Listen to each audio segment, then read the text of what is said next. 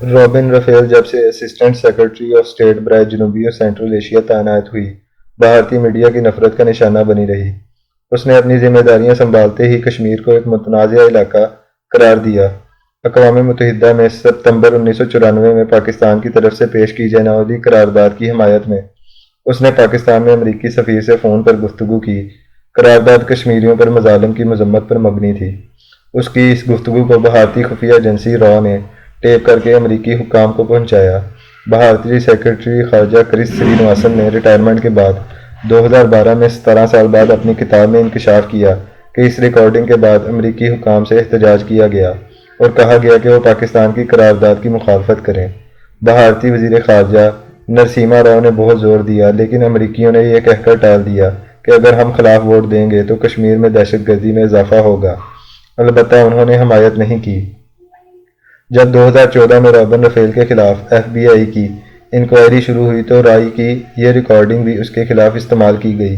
भारतीय मीडिया उस दिन से रॉबिन रफेल को ब्रेजनली प्रो पाकिस्तान पार्टीसन बेहयाई की हद तक पाकिस्तान की तरफदार लिखता चला आ रहा है।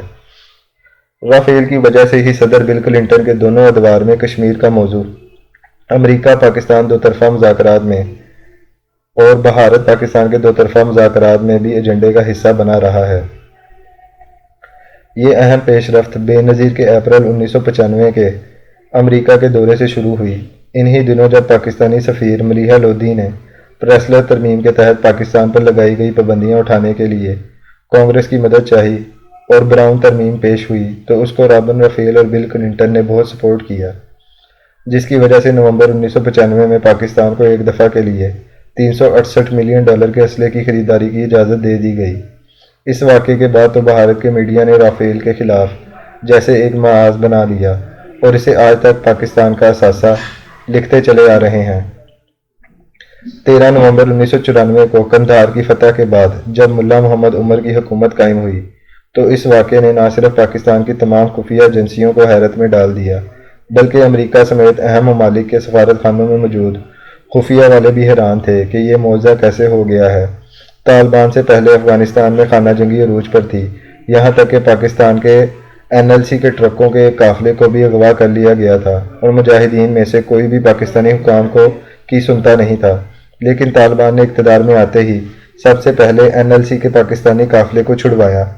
तालिबान के बारे में हैरत का ये आलम 2-3 माह तक जारी रहा। कोयटा में मुनक्कद आला सतही इजलास में खुफिया के जगावरी और अफगान मुजाहिदीन से ताल्लुक़ पर कैरियर बनाने वाले बड़े बड़े अफसरान पूछते फिरते थे कि ये तालिबान कौन हैं, कहाँ से आए हैं, ये इस तरह कैसे फतूहात पर फतूहात हासिल कर रहे हैं, उन्होंने वहाँ इतनी जल्दी अमन कैसे कायम कर लिया है। 1986 से 1990 तक मेरी कंधार के पड़ोस में वाक़या चमन और पशीन में कई बार पोस्टिंग रही थी और तालिबान क़यादत की अक्सरियत इन्हीं इलाकों में मौजूद हुआ करती थी, मगर खामोश और पाकिस्तानी एजेंसियों से खासी दूर।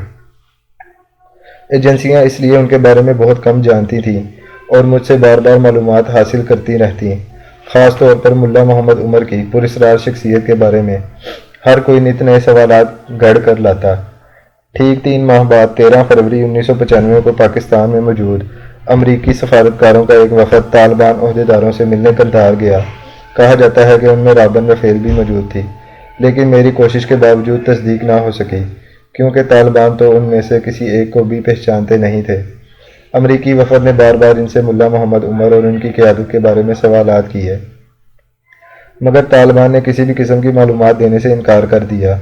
मुलाकात से अमरीकियों का तासुर यह था कि तालिबान का रवैया अमरीका के बारे में मुखालफाना नहीं बल्कि दोस्ताना किस्म का है। इस मुलाकात के ठीक एक हफ्ते के बाद एक रिपोर्ट के मुताबिक एक अहम अमरीकी सफारतकार फिर तालिबान से मिला या मिली, जिसके बारे में अंदाज़ा है कि वो भी रॉबिन रफेल थी। इस अहलकार की एक रिपोर्ट बगैर नाम के अमेरिका के शायाशुदा सिक्योरिटी पेपर्स में मौजूद है। इन अनक्लासिफाइड पेपर्स के मुताबिक तालिबान अमेरिका की साफगोई को पसंद करते हैं, लेकिन पाकिस्तान और सऊदी अरब की हुकूमतों की दोगली पॉलिसियों पर इन्हें भरोसा नहीं है। इसी दौरान मेरे साथ भी एक अहम वाक़या पेश आया। मुझे अमरीकी सफ़ीर साइमन डी जूनियर की जानिब से 1996 के आगाज़ में एक दावतनामा मौसूल हुआ जिसमें लिखा था कि अमरीकी अवाम और हुकूमत की ख्वाहिश है कि मैं अमरीका का मुतालियाती दौरा करूं। ये दौरा अमरीका के विजिटर प्रोग्राम के तहत था। इस प्रोग्राम में पाकिस्तान से गवर्नर जनरल गुलाम मोहम्मद और सदर गुलाम इसहाक भी अमेरिका जा चुके थे। ये एक बहुत बड़ा प्रोग्राम है जो तमाम मुल्कों के अहम लोगों को अमेरिका अपनी मेहमानी के ज़रिए जाल में फंसाने की कोशिश करता है। मिस्र के अनवारुल सादात और भारत से इंदिरा गांधी भी इसी प्रोग्राम के तहत अमेरिका यात्रा कर चुकी हैं।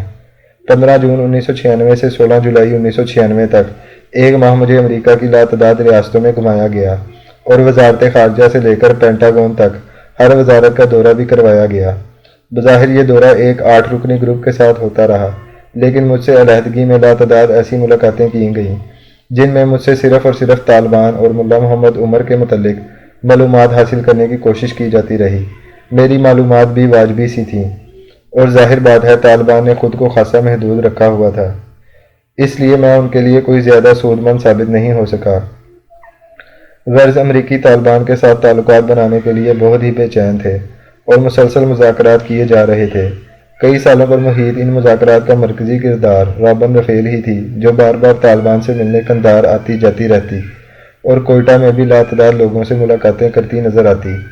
इन्हीं मुलाकातों और राब्तों का नतीजा बिलाखिर ये निकला कि पाकिस्तान में अमरीकी सफ़ीर थॉमसन डब्ल्यू साइमंस ने रॉबन रफ़ेल को लिखा कि सदर क्लिंटन को बताया जाए कि तालिबान की ख्वाहिश है कि वो मगरब के सामने अपना ये तसव्वुर ख़त्म करें कि वो बुरे लोग हैं।